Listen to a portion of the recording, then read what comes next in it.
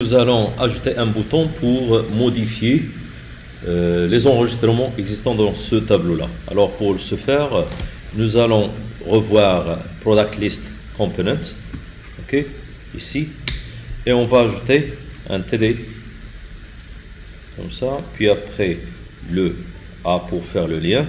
Je vais dire Edit. Pourquoi Edit et non Update? Afin de visualiser. Imaginons que c'est Product. On peut avoir plusieurs champs qui ne sont pas mentionnés dans le tableau. Ok, des dizaines de champs on peut avoir. Donc le stock min, le stock max, c'est-à-dire les limites, on peut avoir le prix d'achat, le prix de vente et plein de choses. Donc ce qui est visible dans le tableau, c'est pas nécessaire qu'il soit. On peut avoir d'autres qui sont cachés.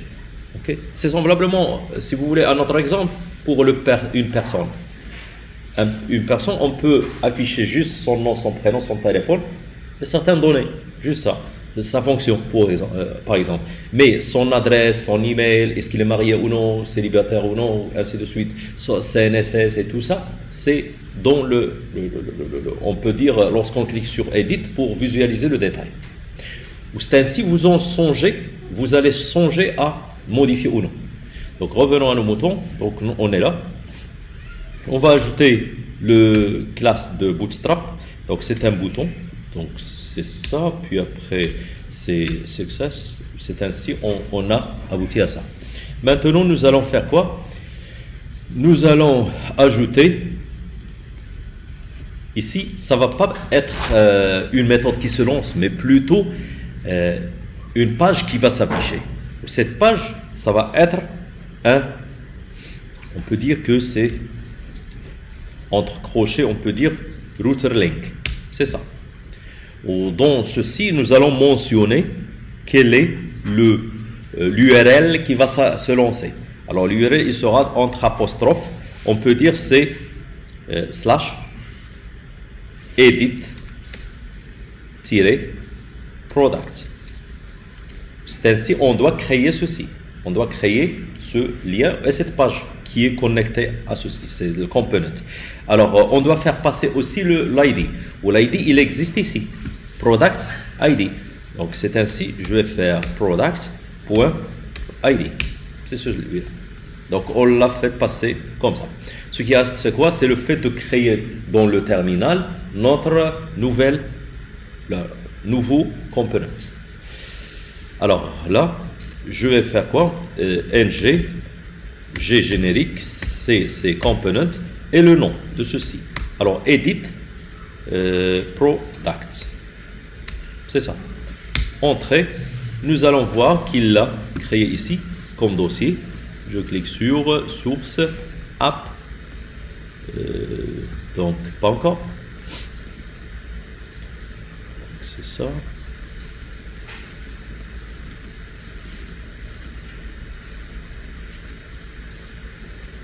Voir ceci, c'est dans S20. Oui, c'est celui-là. Il l'a créé. Donc, quoi d'autre? Nous voulons faire le lien dans le routing. Je vais faire copier-coller de ceci. Je mentionnerai ici, c'est Edit. Il va être lié, bien sûr, en lançant Edit Product, on doit faire passer l'ID. C'est ainsi, je vais ajouter /2.id. pour faire passer l'ID que je clique sur. Quel est le component qui sera lié à ça? C'est Edit Product Component. Alors si on revient là, si je clique sur ceci, vous voyez qu'il a mentionné Edit Product à l'URL avec le numéro 2. Si je clique sur le 1, ça va être le numéro 1 et ainsi de suite. Alors, on passe à autre chose. Donc maintenant, je vais faire je dois copier, si on veut, on doit copier dans ce fichier HTML. Je vais copier d'après le Git ceci, le contenu de update. Donc là, on va faire une copie de ceci. Si vous revenez à l'exécution, si je clique là, il m'affiche ceci. Donc pour moi, je vais changer ceci par Edit, ça sera mieux. Et on passe. Bien sûr, les données, ils seront passées ici, par la même façon. Tout à l'heure, je vais vous montrer comment. Alors maintenant, nous allons prévoir à aller au service pour programmer la méthode permettant d'afficher tout ça. Alors, on va créer Edit Product. Edit Product, entre parenthèses, j'ouvre, je ferme. Alors, attendez, avant d'aboutir à ce stade-là, je vais créer ici une variable. Cette variable, je l'ai créée tout à l'heure, donc je vais l'expliquer. Alors,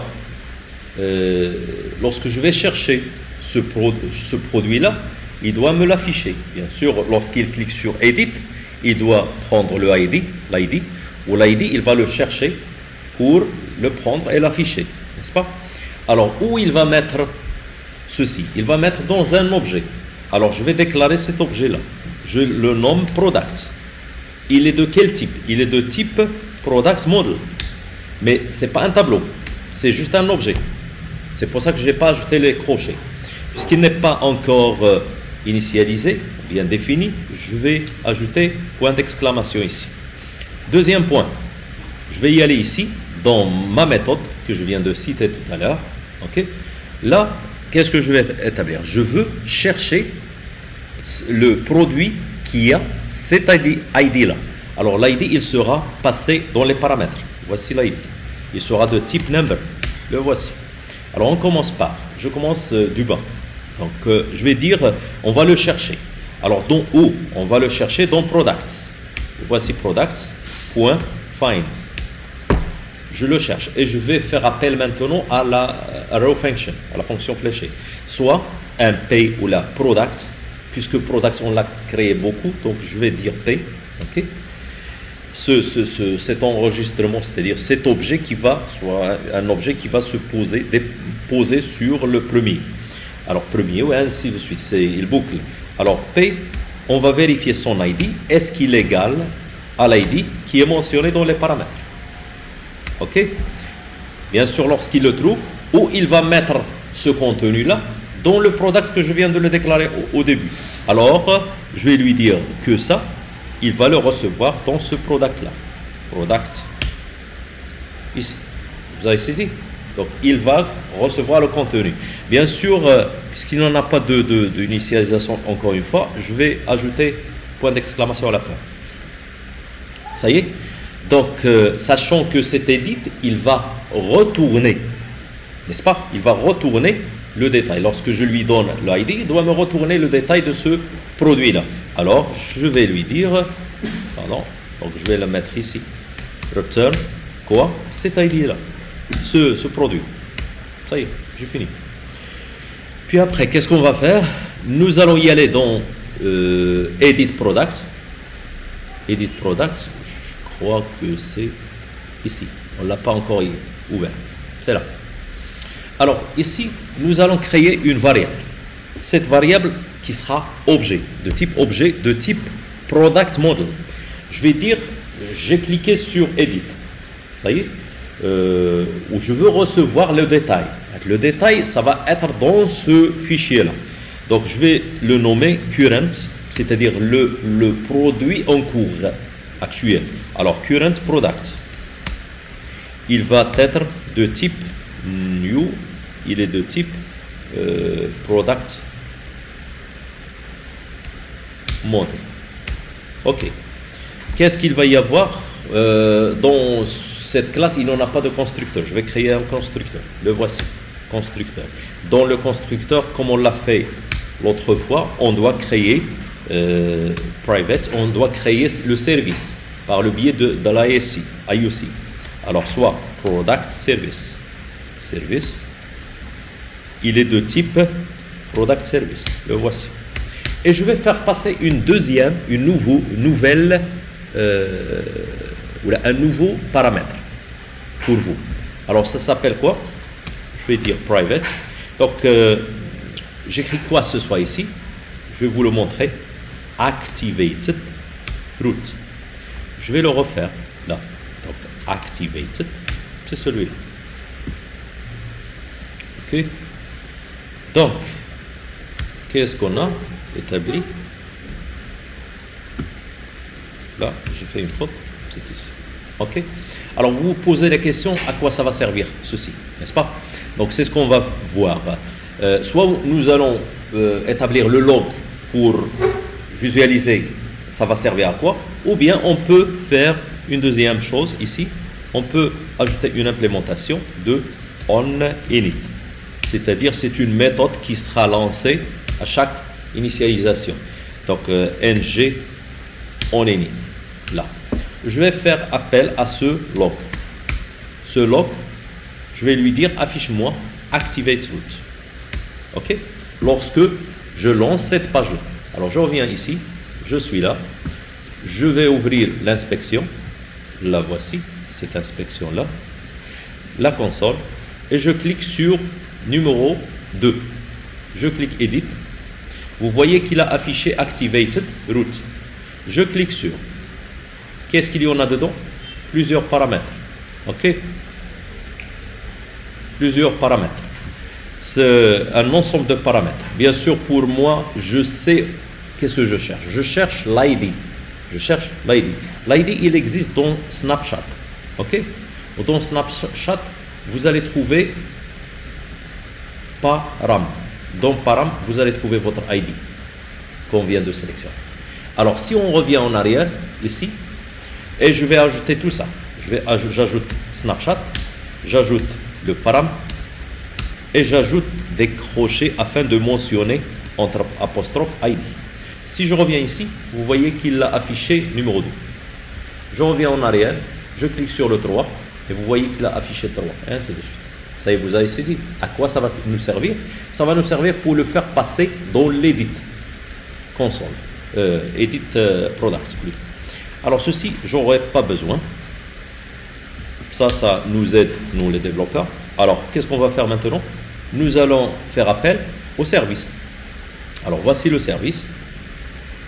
Service product, c'est celui-là. Point. Et j'appelle edit products. Voici edit products, où je vais faire appel à tout ça. Cet ID-là. C'est-à-dire que j'ai lu où il a cliqué. Sur quoi il a cliqué. OK? Alors, cette donnée-là, je l'ai trouvée. Où je vais la mettre? C'est-à-dire, j'ai importé le product. Edit product, qu'est-ce qu'elle permet de faire? De retourner l'ensemble de détails du produit.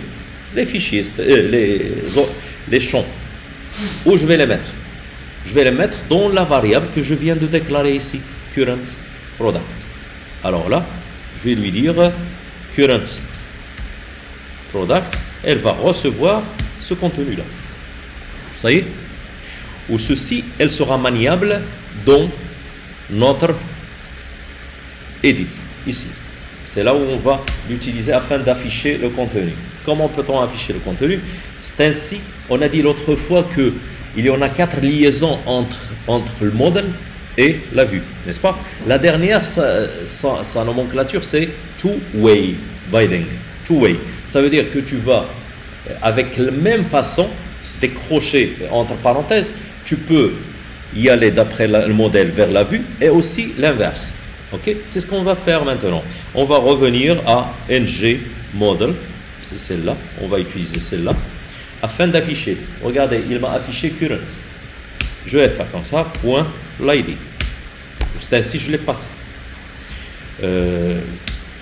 On a oublié d'ajouter le name. Je vais prendre ceci et le mettre dans le name. Là. C'est ainsi, ceci c'est pas texte, c'est un number, afin de limiter l'écriture dans le HTML. Là, ça va être le price ou le nom, c'est plutôt le nom. Ça c'est le price, ça c'est la date. Et on va revenir ici pour changer tout ça. Name, ça c'est le name. Je copie ceci dans le name, ça c'est price, c'est ça. Je le copie dans le name aussi. Et à la fin, on va voir la date. Voici la date. Je la copie aussi dans le name. C'est ainsi, si je reviens ici, je vois qu'il les a affichés. Vous voyez? Il les a affichés. Donc je reviens. Je clique sur Cheese, éditer. Il les a affichés. Mais il n'a pas affiché la date. OK? Donc ça reste juste partie de quoi? De format. Donc je dois ajouter ici date, ok, 2 points. Et bien sûr, puisque l'ensemble ils sont entre les guillemets, je vais la mettre entre les apostrophes. Dans les apostrophes, je vais mettre en place YYY-MM-DD. Je reviens ici, je vois que ça ne marche pas. Donc, vous devez savoir que je dois changer NG par sans les parenthèses. Comme ça. Différemment de ceci. Je reviens là et vous voyez qu'il l'a fait passer. Donc maintenant, on a réussi à faire passer les données. Ok, ça reste la modification, c'est ce qu'on va établir maintenant. Vous voyez, je passe. Alors, donc,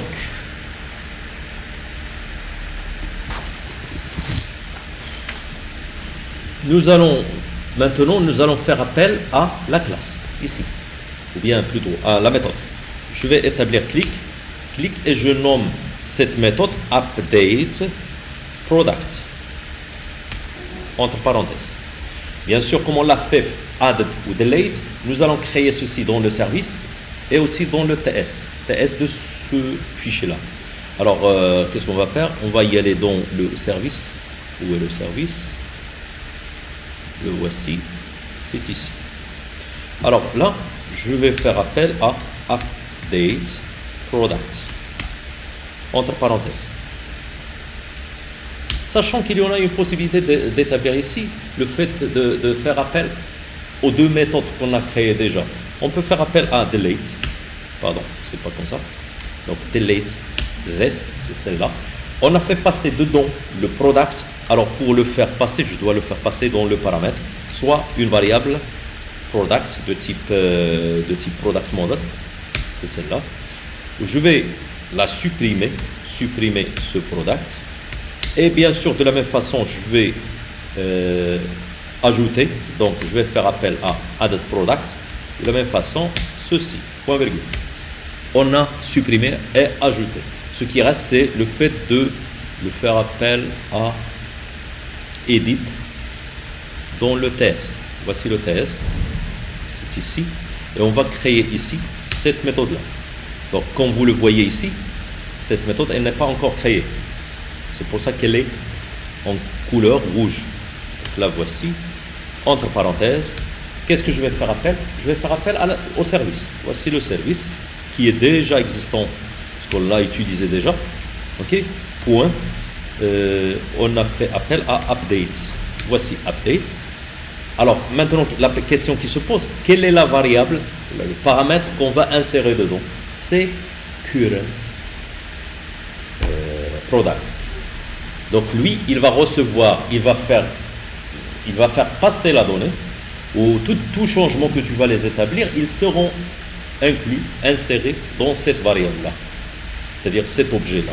Donc, je vais faire appel à current product. C'est ainsi, on va voir si ça marche. Donc, je reviens en arrière, comme ça. Je clique ici sur Edit. Maintenant, je vais changer par étoile, étoile. Ça vaut, par exemple, 8. Et je change de date par 17. Je clique sur Update. Je reviens à Boom. Il l'a changé. Mais il n'a pas changé la date. Petit problème concernant la date. Mais on a changé. Il l'a mis au-dessous. Donc, on revient dans notre codage. Nous allons y aller dans le HTML. Ici, on va ajouter une petite chose, ng model change, celle-là.